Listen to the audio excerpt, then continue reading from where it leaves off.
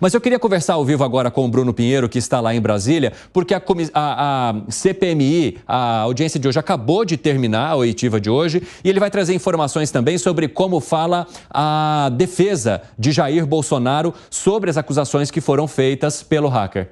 Temos Bruno aí? Vamos dividir tela, por favor, então, para a gente poder conversar com ele. Fala, Bruno, seja muito bem-vindo. Quais são as suas informações agora com esse término do depoimento de hoje e também as informações da defesa de Jair Bolsonaro? A de Carla Zambelli, acabei de contar aqui para a nossa audiência. Oi, Evandro, então vamos lá entender essa repercussão. Você é uma ótima semana aos nossos analistas que nos acompanham aqui ao vivo na Jovem Pan. Acabei de conversar com o ex-presidente Jair Messias Bolsonaro e é justamente isso que ele me respondeu, que chamou a atenção durante essa importante oitiva. São várias as contradições agora na segunda etapa de uma oitiva, que é justamente os nomes da oposição que estavam realizando uma interrogação e várias contradições. O que eu ouvi do ex-presidente Jair Messias Bolsonaro, abre aspas, ele se exaltou de manhã porque estava entre amigos, fecha aspas. Isso foi o que disse Jair Messias Bolsonaro, que na parte da manhã o hacker estava à vontade, respondendo a vários questionamentos, já que ele estava entre amigos. Isso é uma sinalização entre os nomes aliados do governo Lula que estavam realizando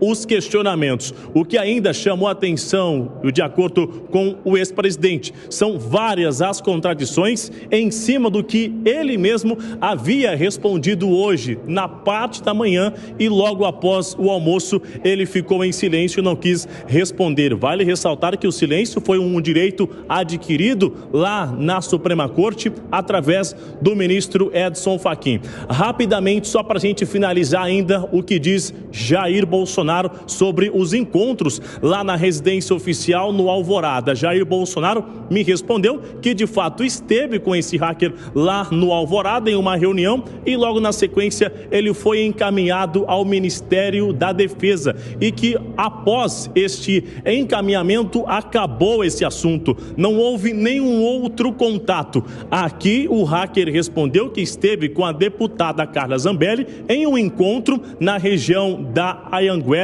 e que lá, de um aparelho celular novo, ela ligou em um número de Bolsonaro e Jair Bolsonaro fez algumas ofertas a esse hacker. Jair Bolsonaro não confirma essa ligação e reafirma que em momento algum, após o Alvorada, ele fez qualquer tipo de contato com esse homem que acaba de ser ouvido na CPMI do 8 de janeiro. Então, a partir de agora, haverá uma fala oficial dos advogados do ex-presidente e amanhã, então, novamente o hacker será ouvido na Polícia Federal. O depoimento de hoje chamou a atenção até mesmo dos agentes que ouviram ele ontem, ou seja, um dia antes, e agora uma outra versão é contada. A gente continua acompanhando. Evandro Cini. Muito bem colocado, Bruno. Obrigado pelas informações. Se tiver novidades, pode chegar mais, que o espaço está aberto sempre para você por aqui. Bom trabalho aí em Brasília. Jair Bolsonaro dando uma resposta muito parecida com a defesa de Carla Zambelli, que lhe traz um relato fantasioso e diz também que Delgatti estava entre amigos, Fábio Piperno.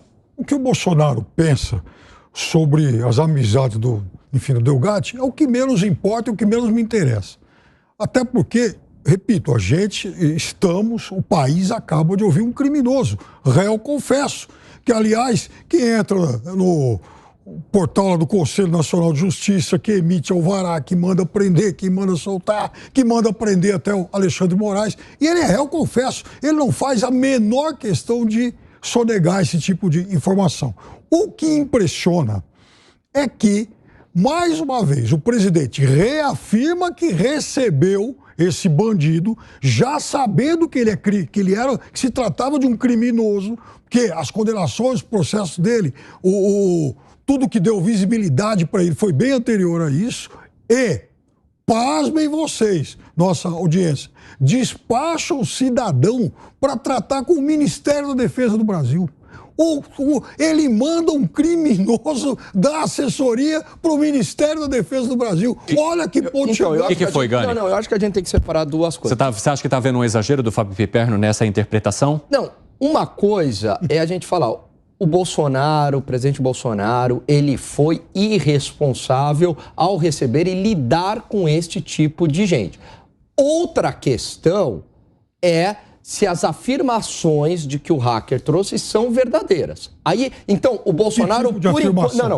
O Bolsonaro, ele foi irresponsável, mas até agora a gente não sabe se houve um crime ou não. O que o hacker está querendo dizer... Eu não disse em momento algum que eu sei que você não disse. Crime. Eu sei. Eu só estou querendo separar, assim. É verdade. Eu concordo que é irresponsável. Eu não acredito em nada que esse hacker fala. Não, e isso quando ele acusa alguém... Nisso. Exatamente. Agora, eu concordo com a irresponsabilidade. Quando o Bolsonaro admite que ele manda esse cara, esse cidadão, conversar com o Ministério da Defesa para dar assessoria, isso é o fim da picada. Até porque, a partir do momento que você conversou com ele, você abriu a brecha para ele vir falar talvez um monte de mentiras aí na CPI. Né? Então, esse tipo de gente, você tem que ter distância, né? Você tem, vai embora daqui, né? Você quer testar lá a urna, não chama um técnico experiente, um engenheiro formado, enfim. Fala, Segré.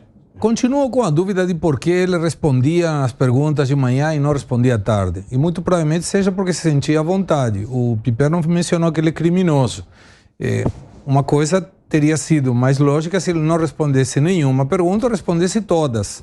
Quando você responde somente uma que agrada a uma determinada parte de quem está questionando, nesse caso o governo, gera a suspeita de por que não respondeu a outra. Se era armação, se era mentira... essa mudança de opiniões e de versões... Mas você concorda com o ex-presidente Jair Bolsonaro de que é um relato fantasioso, Gustavo Segré? Eu não sei, aí a justiça terá que dar... O problema é quando uma pessoa dá uma versão, depois dá outra versão, depois disse que tomava pílulas. Nós temos o caso do senador Marcos Duval. E termina perdendo a credibilidade, mesmo que possa estar falando a verdade. Nesse caso em particular, amanhã, na Polícia Federal, ele terá que demonstrar qual versão é. Por quê?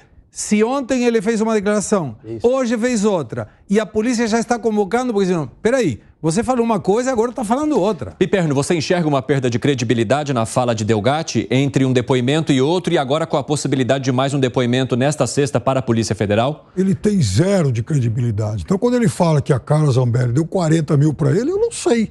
Ele que está fazendo essa acusação e ele que prove isso. Quando ele diz que o presidente... Mas se ele tem zero credibilidade, por que, no seu ponto de vista, então, esse depoimento dele seria tão bombástico para o ex-presidente Jair Bolsonaro e principalmente para a oposição ao governo federal? O depoimento é bombástico no trecho da parte em que o Bolsonaro confirma.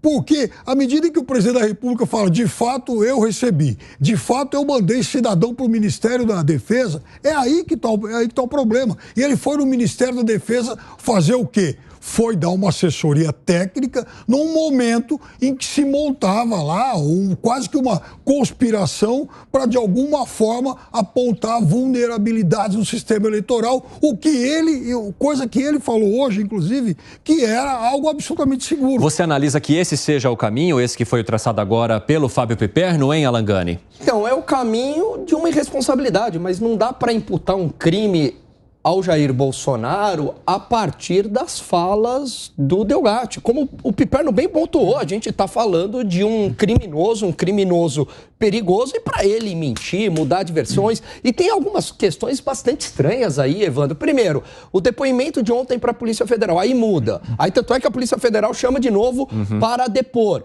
Esse silêncio seletivo. Então, ora, quando é com os parlamentares mais ligados à esquerda, fica super à vontade para falar. Ele respondeu a direita também, ele respondeu para o Moro, por exemplo. Aí fica em silêncio. Essa afronta ao ex-juiz Sérgio Moro, agora senador Moro, me chama muito a atenção. Afrontar um senador numa CPI... Eu preciso ter costas quentes para fazer isso. E o que ele responde para Moro? Eu vou trazer esse trecho aqui para vocês. Ele fala o seguinte para Sérgio Moro: li as conversas de Vossa Excelência, li a parte privada, ou seja, invadiu ali e leu.